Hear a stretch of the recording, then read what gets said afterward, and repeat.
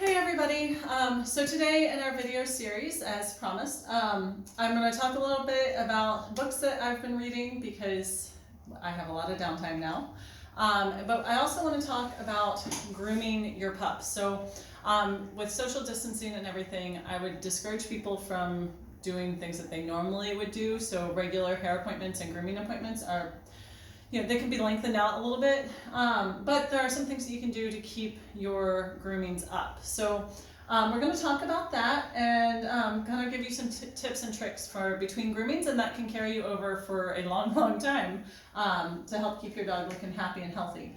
So first, let's talk about how it's been going. It's been a few days, and we have Anna trying to keep her stimulated and entertained without the benefit of playgrounds or best friends. So we have been doing schoolwork, and her teachers have been sending work, and we're working on, we've signed up for Duolingo for language studies. So like we'll just do 5-minute segments of languages, and my hope is to just introduce her to Spanish, French, German, and Ukrainian, because that covers both her dad's and my lineage and heritage, and then Spanish and French. How great is that?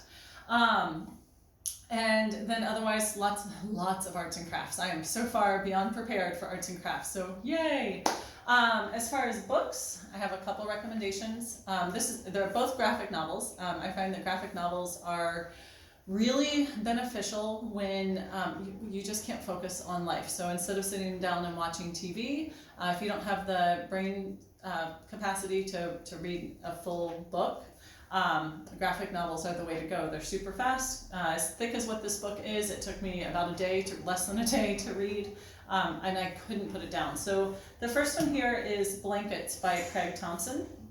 Craig Thompson grew up in northern Wisconsin, so Hans is from Minnesota. I went to school in Minnesota. It speaks to the Midwest part of us. But it talks about essentially growing up and what that's like, and family and first love and loss of first love, and growing up in a particularly religious household. Brought me to tears. It was really good. So if you are looking for something to do and want something light, because the subject isn't light, but it's an easy read. So Blankets is the way to go. The second one, also by Craig Thompson, different style here.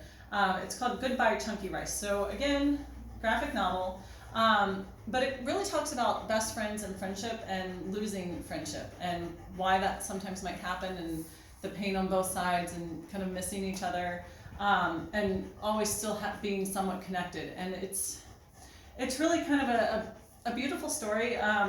Coming into it right after Blankets, I was like, what is this? This isn't the same style writing at all, and I hate it. But it literally took me an hour to get through this.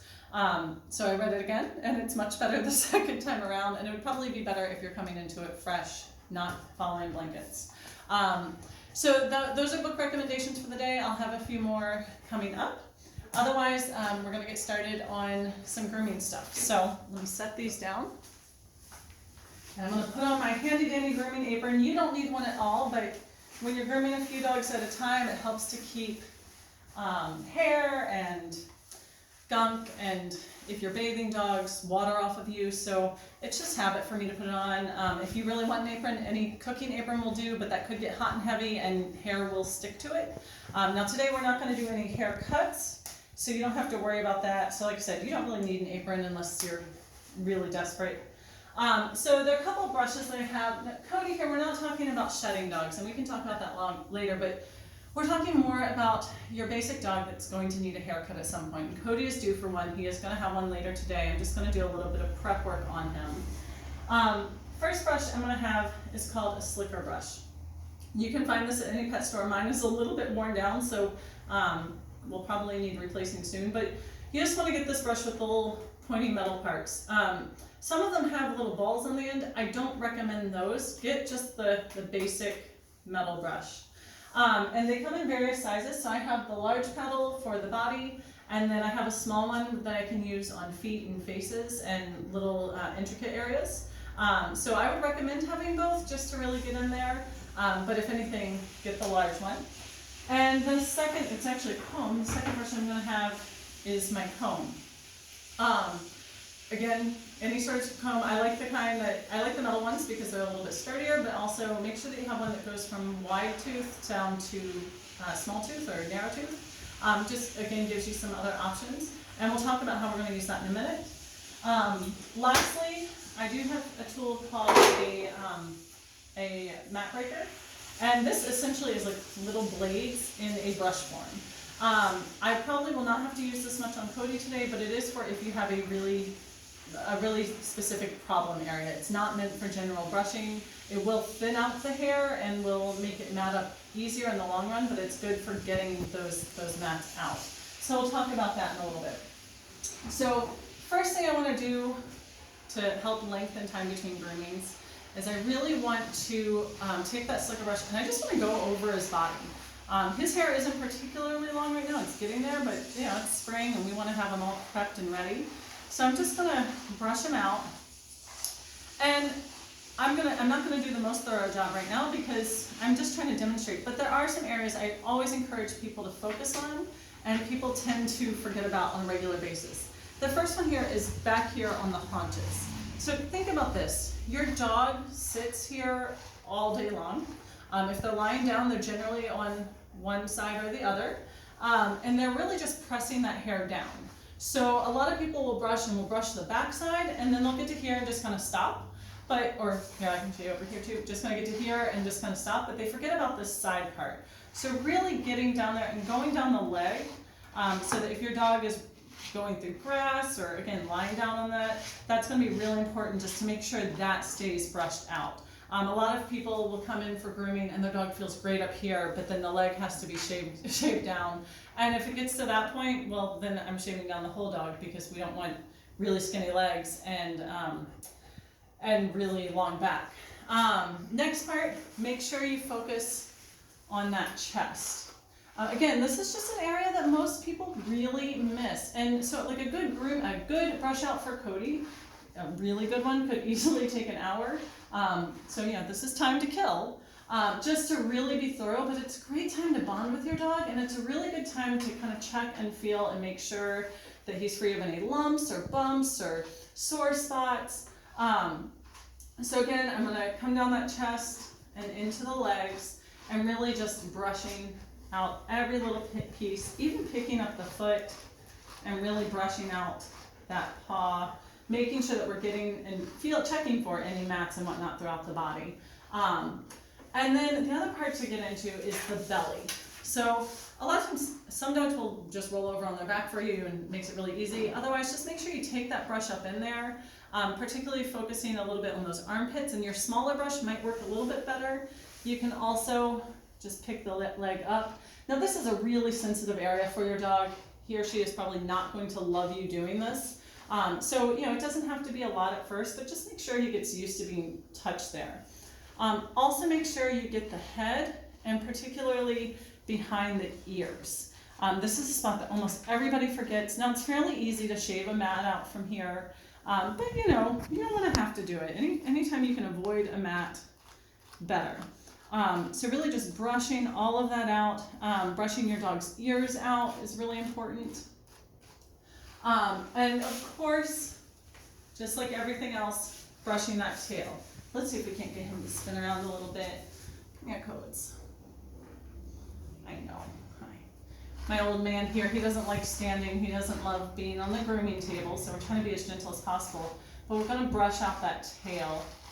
And the tails are a big place for mats. You know, it's just a lot of loose hair back here. It mats up fairly easily. If your dog chews or has an itchy bottom, he's chewing on his tail. And I'm going to demonstrate with you with the comb why it's important to brush that out and kind of how to check for matting and things like that. And you can see Cody's been chewing here. As I've brushed him, I've noticed he has, well, and I knew this already, but he has a big lump underneath his chin.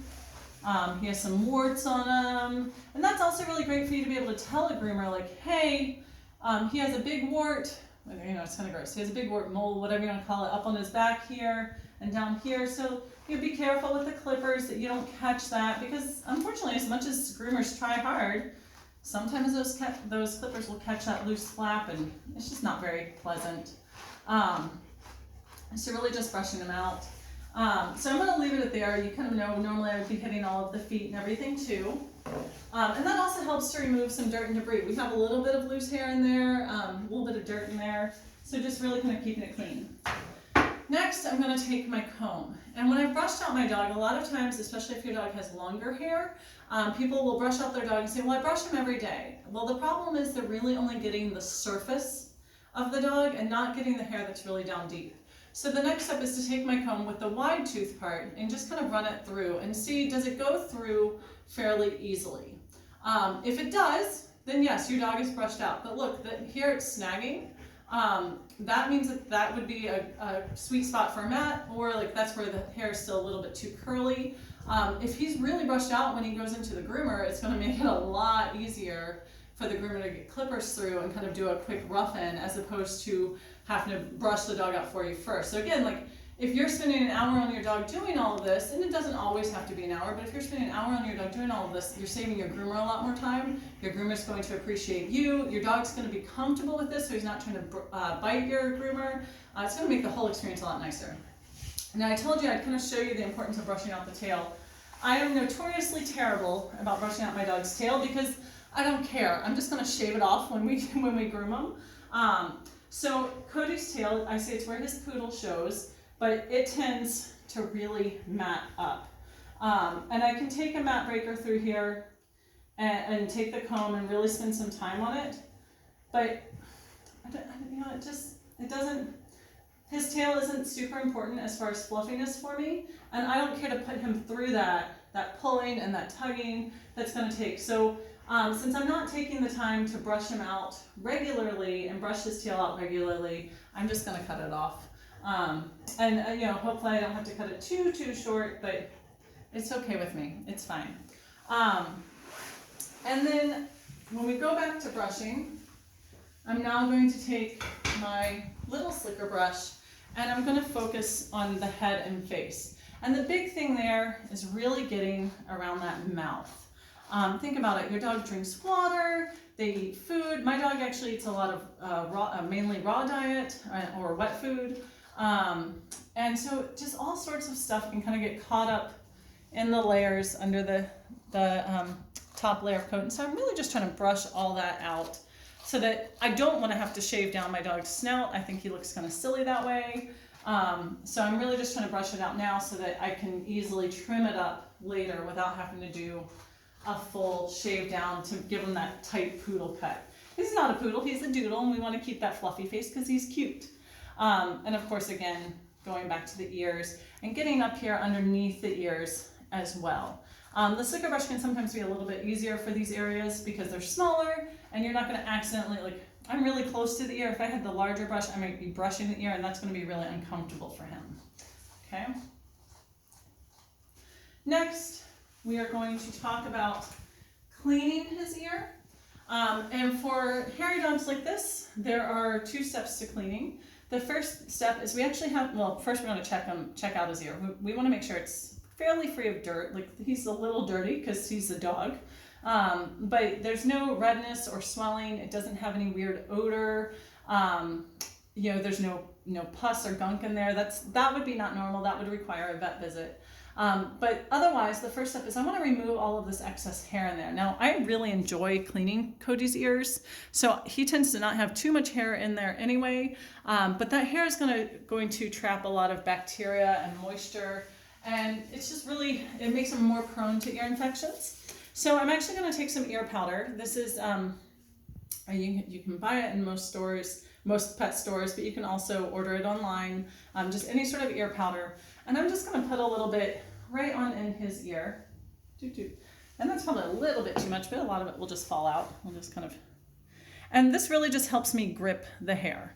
If you start this from a young age, then plucking a dog's ears, no problem whatsoever. We're just pulling all that hair out. I'm going to try and get some of that excess powder out first. You can see it's just all down in there. And occasionally, he doesn't have one right now, but occasionally he'll get a really long hair that's way down deep in that ear canal. That is so satisfying to pluck out. I mean, y'all might think it's kind of gross. I find it really satisfying. But you can see, like, we're just getting all that, sorry, Codes. We're just getting all that hair right on out of there and keeping it clean. Next, we're gonna take our ear cleaner. Now there are a lot of different types. This is Pro Ear. Again, you can purchase a basic ear cleaner from any pet store. This we order online. From your vet, you can get something called a keep flush. And that is actually a much deeper clean than what we're doing today. This is just a basic cleansing, like kind of wiping out everything, which we can talk about a deeper ear cleaning at some other point with Lolly because she's really prone to ear infections. But I'm gonna take this ear cleaner and I'm gonna just take a basic cotton swab. Nothing with lotion, so like you can use a Kleenex or even a gauze if you want to, but don't, if you're gonna use a Kleenex or, I'm sorry, Kleenex is branded. A facial tissue, don't use the kind that have any lotion or Vicks or anything with them. Just use your basic, simple, cheap tissue. And I'm just gonna put a little bit on the cotton swab, cotton pad. Cody's moving all over here. Come on, Codes. Let's spin around. You can do it. Thank you. Hi. And I'm just gonna clean that ear right on out. So now I'm trying to get out any excess dirt. I'm gonna come all the way on up here. We can also pluck some of that hair that's up here, but really getting that dirt out of there. Oh, sorry, bud. I'm also trying to get out any of that excess ear powder that we put in his ear. Just really keeping that nice and clean. Ew. So that's gonna really help to clean his ear out. Oh, we have found some extra hair and dirt in there too. Really work the crevices. You can't always get a larger Q-tip and kind of get it into those crevices if your dog has smaller ears. Be careful, not, don't take a Q-tip and shove it into his ear, just like people. You don't want to risk puncturing the ear canal.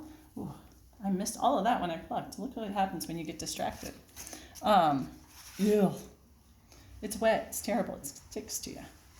But really just cleaning all of that out. And Cody has had this done, gosh, maybe once a month for the past 12 and a half years. So he's very, very familiar with it. Yeah.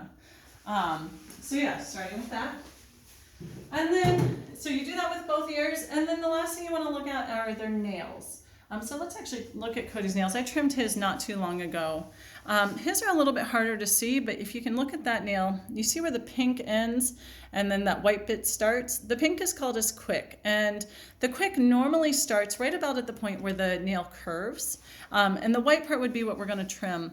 Honestly, I'm not going to trim his nails today. I might take a Dremel and file them down. Oh, here you can see it really well on this side nail. Yeah, so that pink part is the quick. That part is what I would clip off. I might trim that one first, but otherwise I'll just file them down just to give him, he doesn't love the clippers too much, and I don't want to risk quicking him. It's not a pleasant moment. If you do happen to quick your dog, don't panic. There's going to be a lot of blood. Your dog might yelp, but it's not the end of the world. It happens, and any groomer who tells you that he or she has never quicked a dog is either a liar or hasn't been grooming long enough to do so.